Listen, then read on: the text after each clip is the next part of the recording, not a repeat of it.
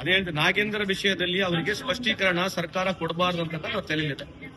ನಾನು ವೈಯಕ್ತಿಕವಾಗಿ ನಾಗೇಂದ್ರನ ಡಿಫೆಂಡ್ ಮಾಡ್ಕೊಳ್ತಾ ಇಲ್ಲ. ನಾಗೇಂದ್ರ ಅಲಿಗೇಷನ್ಸ್ ಬಂದಾಗ ರಾಜೀನಾಮೆ ಮಾಡಿರ್ತಕ್ಕಂಥ ಜಗತ್ ಜಾಹಿರಿದೆ. ಅದಾದ ನಂತರ ಎಲ್ಲ ಏಜೆನ್ಸಿಗಳು ಇನ್ವೆಸ್ಟಿಗೇಷನ್ ಮಾಡಿದೆ.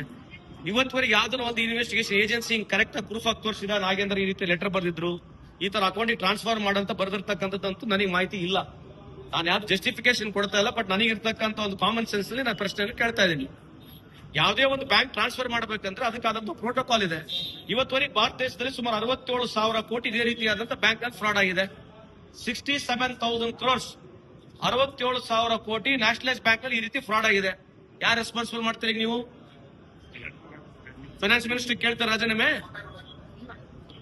ಫೈನಾನ್ಸ್ ಮಿನಿಸ್ಟರ್ ಕೇಳ್ತಾರೆ ರಾಜೀನಾಮೆ. ಅದಕ್ಕೆ ಕೇಳ್ತಾ ಇರ್ತಕ್ಕಂಥದ್ದು ಫ್ರಾಡ್ ಆಗಿರ್ತಕ್ಕಂಥ ಹಂತ ಯಾವ್ದಿದೆ, ಯಾರು ಮೇನ್ ಫ್ರಾಡ್ ಮಾಡಿದ್ರೆ ಅದ್ರ ಬಗ್ಗೆ ಚರ್ಚೆ ಮಾಡ್ಲಿಕ್ಕೆ ಒಂದು ಅವಕಾಶ ಕೊಡ್ಬೇಕಂದ್ ಬಿಟ್ರೆ ನಾವ್ ಯಾರಿಗೆ ಬ್ಲೇಮ್ ಗೇಮ್ ಮಾಡ್ತಲ್ಲ, ಯಾರಿಗೆ ಡಿಫೆಂಡ್ ಮಾಡ್ತಲ್ಲ.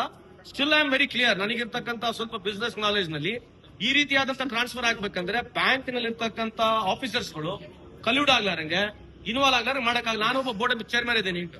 ಸುಮಾರು ಕನ್ಸ್ಟ್ರಕ್ಷನ್ 10,000 ಕೋಟಿ ಇದೆ. ನಾನು ಬ್ಯಾಂಕ್ ಮ್ಯಾನೇಜರ್ ಫೋನ್ ಮಾಡಿ ನಿಮ್ಮ ಅಕೌಂಟಿಗೆ ಟ್ರಾನ್ಸ್ಫರ್ ಮಾಡೋದ್ರೆ ಮಾಡ್ಬಿಡ್ತಾನೆ ಬ್ಯಾಂಕ್ ಮ್ಯಾನೇಜರ್.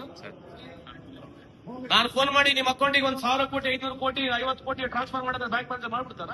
ಪ್ರೋಟೋಕಾಲ್ ಇದೆ ಬ್ಯಾಂಕ್ ಮ್ಯಾನೇಜರ್ಗೆ. ಮುಖ್ಯಮಂತ್ರಿ ಫೋನ್ ಮಾಡಿ ಟ್ರಾನ್ಸ್ಫರ್ ಮಾಡಿದ್ರೆ ಮಾಡ್ಬಿಡ್ತಾನ? ನಿರ್ಮಲಾ ಸೀತಾರಾಮನ್ ಅವರು ಫೋನ್ ಮಾಡಿ ನ್ಯಾಷನಲೈಸ್ ಬ್ಯಾಂಕಿಗೆ ದುಡ್ಡು ಟ್ರಾನ್ಸ್ಫರ್ ಮಾಡಿದ್ರೆ ಮಾಡ್ಬಿಡ್ತಾರ?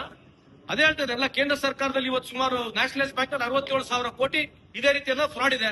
Can we blame Nirmala Sitharaman madam for it? No. So ಹಂಗಾಗಿ ಈ ವಿಷಯದಲ್ಲಿ ಒಂದು ಅವಕಾಶ ಅವ್ರು ಕೊಡಬೇಕು. ನಾವು ಮಾತಾಡ್ಲಿಕ್ಕೆ ಅವಕಾಶ ಕೊಟ್ಟರೆ ನಾವು ಮಾತಾಡ್ತೀವಿ. ನಾವು ಖಂಡಿತವಾಗ್ಲಿ ಅದಾನಿ ಅವ್ರಿಗೆ ಏನ್ ಸಪೋರ್ಟ್ ಆಗಿದೆ ಕೇಂದ್ರ ಸರ್ಕಾರದಿಂದ ಅದ್ರ ವಿರುದ್ಧವಾಗಿ ಅವಾಗೂ ಮಾತಾಡಿ ಇವಾಗೂ ಮಾತಾಡ್ತೀವಿ. ಅದಾನಿ ಅವರಿಗೆ ಸಿಕ್ಕಿರ್ತಕ್ಕಂಥ ಬೆನಿಫಿಟ್ ಈ ದೇಶದಲ್ಲಿ ಮುಂದೆ ಬರ್ತಕ್ಕಂಥ ದಿನಗಳಲ್ಲಿ ಬರ್ದಿಟ್ಟಿಗಳೇ ಮೈದಾ ಹಿಟ್ಟು ನಿಮ್ಮನೆಗೆ ಅವರೇ ಕೊಡ್ತಾರೆ, ಚಕ್ಲಿ ಹಿಟ್ಟು ಅವರೇ ಕೊಡ್ತಾರೆ. ಆ ಲೆವೆಲ್ ಬರುತ್ತೆ ಅದು. ಯಾಕಂದ್ರೆ ಇಲ್ಲಿವರೆಗೆ ನಾನು ಇಲ್ಲ ಅಂತ ಹೇಳ್ತಾನೆ ಇಲ್ಲ. ಒಂದು ಆಕ್ಟಿವ್ ಪಾರ್ಟಿಸಿಪೇಟ್ ಮಾಡಿ ನೀವು ನಿಮ್ಮ ಮೆರಿಟ್ ನಲ್ಲಿ ಗೆಲ್ಲೋದು ಅಂತ. ಟೆಂಡರ್ ಓಪನ್ ಟೆಂಡರ್ ಇದೆ, ಯಾರನ್ನ ಪಾರ್ಟಿಸಿಪೇಟ್ ಮಾಡೋದು ಡಿಫೆಂಡ್ ಮಾಡ್ತಾ ಇಲ್ಲ ಅವರಿಗೆ. ಬಟ್ ಅವ್ರಿಗೆ ಸಿಗ್ತಕ್ಕಂಥ ಕಾಂಟ್ರಾಕ್ಟ್ಗಳು ಯಾವ ಬೇಸಿಸ್ ಮೇಲೆ ಸಿಕ್ಕಿದೆ ಅಂತ ಬೇಕಾದ್ರೆ ಒಂದು ಟೈಮ್ ಕುತ್ಕೊಂಡು ಚರ್ಚೆ ಮಾಡೋಣ. ಗ್ಲೋಬಲ್ ಟೆಂಡರ್ ಅಲ್ಲಿ ಯಾರನ್ನ ಪಾರ್ಟಿಸಿಪೇಟ್ ಮಾಡೋದು ಆಯ್ತಾ? ಪ್ರಿಫರೆನ್ಷಿಯಲ್ ಕಾಂಟ್ರಾಕ್ಟ್ಸ್ ಅಂತ ಹೇಳ್ತೀವಿ. ಈ ಫಾರ್ ಎಕ್ಸಾಂಪಲ್ ಕೋಲ್ ಬ್ಲಾಕ್ಗಳು, ಅದಾನಿ ಅವ್ರದ್ದು ಏನ್ ಎಕ್ಸ್ಪರ್ಟೀಸ್ ಇತ್ತು ಕೋಲ್ ಬ್ಲಾಕ್ ನಲ್ಲಿ ಕೊಡಕ್ಕೆ ಅವರಿಗೆ? ನಾವು ಅನಿಲ್ ಅಂಬಾನಿ ಅವರಿಗೆ ಮ್ಯಾನುಫ್ಯಾಕ್ಚರಿಂಗ್ ಆಫ್ ಏರ್ಕ್ರಾಫ್ಟ್ ಕೊಟ್ವಿ, ರಫೇಲ್ ಡೀಲ್ ನ ಕೊಟ್ವಿ ಅವರಿಗೆ. ಆ ಪುಣ್ಯಾತ್ಮ ಸೈಕಲ್ ಮಾಡಿದ್ದಿಲ್ಲ.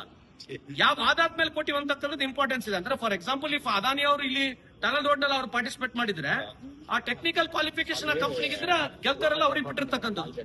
ಆದ್ರೆ ಇವರಿಗೆ ಯಾವ್ದು ಟೆಕ್ನಿಕಲ್ ಕ್ವಾಲಿಫಿಕೇಶನ್ ಇಲ್ಲಾರಂತ ಕಂಪ್ನಿಗಳಿಗೆ ಇಷ್ಟೆಲ್ಲ ಆದ್ಯತೆ ಹೆಂಗ್ ಸಿಕ್ತು ಅನ್ನೋದಕ್ಕೆ ಒಂದ್ ಸ್ವಲ್ಪ ಚರ್ಚೆ ಮಾಡೋಣ. ಅಶೋಕ್ ಅವ್ರ ಕರೆ ಚರ್ಚೆ ಮಾಡಬೇಕು.